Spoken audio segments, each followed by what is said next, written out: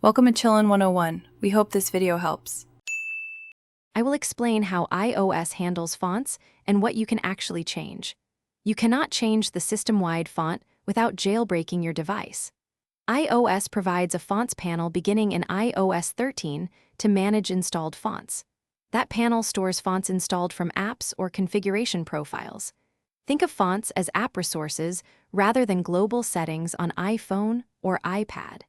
This means you can use custom fonts inside supported apps, but the overall system typeface remains unchanged.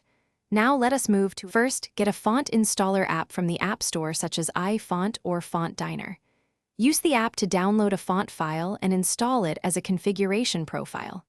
After installing the profile, open Settings, then General, and then Fonts to confirm the new font.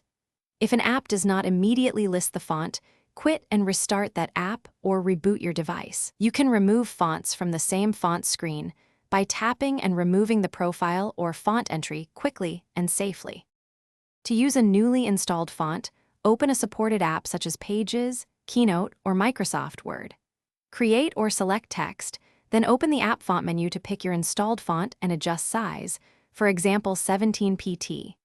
Mail and some design apps also expose installed fonts in their formatting tools.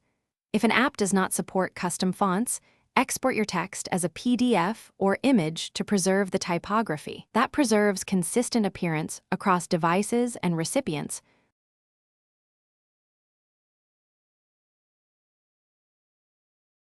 Thanks for watching. Consider subscribing if we helped you.